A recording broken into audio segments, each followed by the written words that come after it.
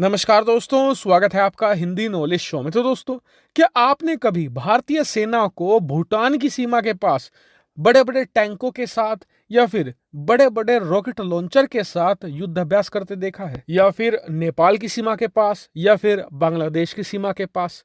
यकीनन ना तो आपने देखा होगा ना ही सुना होगा। और कभी-कभार अगर यहाँ पर भारतीय सेना ड्रिल करती भी है तो इन देशों की सेनाओं के साथ मिलकर करती है, ताकि दोनों देशों के बीच में अच्छे संबंध हो, दोनों देशों की सेनाएं मिलकर जो इलीगल बॉर्डर क्रॉसिंग होती है उसे रोका जाए। तो फिर सवाल उठता है कि भारतीय सेना युद्धाभ्यास करती कहाँ है? चीन और पाकिस्तान की सीमाओं पर। क्यों किया जाता है? क्योंकि ये दोनों देश भारत के दुश्मन हैं। हमें हमेशा खतरा रहता है कि ये हम पर अटैक न कर दे।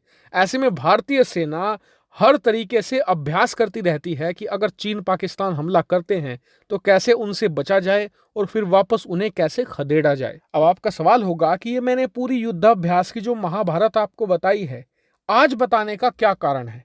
कारण ये है कि चीन भी एक युद्धाभ्यास कर रहा है। और हैरानी वाली बात यह है कि ये युद्धाभ्यास ना तो भारतीय सीमा के पास किया जा रहा है, ना ही वियतनाम की सीमा के पास किया जा रहा है, ना ही जापान की समुद्री सीमा के पास किया जा रहा है। तो फिर किया कहाँ जा रहा है? ये युद्धाभ्यास किया जा रहा है रूस की सीमा के पास में। और रिपोर्ट कुछ ऐसी है कि इस युद्धाभ्यास में चीनी सेना के बड़े बड़े आर्म्ड व्हीकल हिस्सा ले रहे हैं, बड़े बड़े प्रीमियम लाइन के टैंक्स हैं, इसके अलावा भारी मात्रा में चीनी फौजी मौजूद हैं।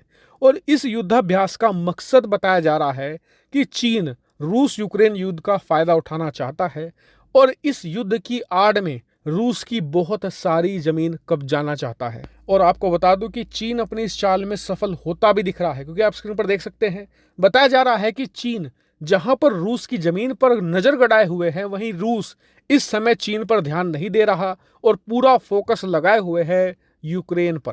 और इससे चीन को बड़ा बेनिफिट मिलने वाला है। बताया जा रहा है कि इस समय चीन वाली साइड जो ईस्ट रूस है, वहां पर रूसी सैनिकों की संख्या बहुत कम है।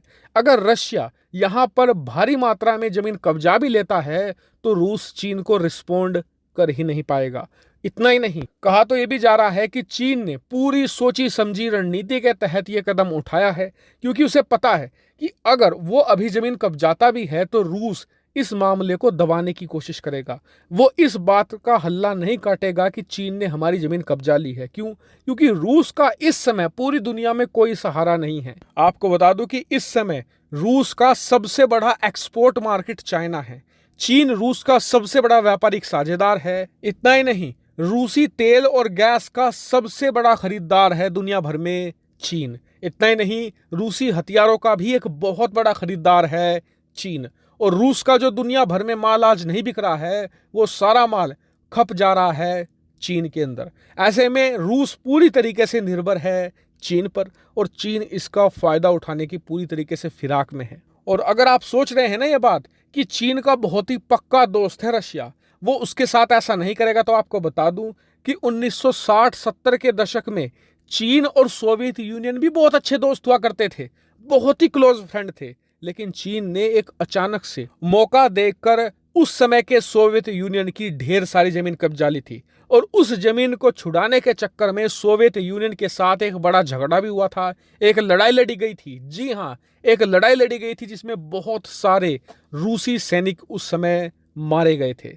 और उसी लड़ाई का परिणाम था कि चीन जो पहले सोवियत यूनियन के साथ हुआ करता था, वो सोवियत यूनियन से अलग होकर अमेरिका के साथ चला गया था। फिर अमेरिका की वजह से ही चीन आज इतनी बड़ी आर्थिक सुपर पावर बन चुका है जो खुद अमेरिका की अर्थव्यवस्था को ही टक्कर दे रहा है। यानी कि अमेरिका ने अपना भस्मासुर खुद खड़ा किया है। ऐसे में आप ये भूल जाइए कि चीन यहाँ पर रूस को बख्शने वाला है। ऐसा दुनिया में कोई सगा नहीं है जिसे चीन ने ठगा ना हो। लेकिन आपको बता दूं कि मैं इस पूरे मामले पर बहुत ही बारीकी से नजर बनाए हुए हूं। जैसे ही कोई बड़ी अपडेट आएगी मैं तुरंत आपको वीडियो बनाकर सूचित कर दूंगा।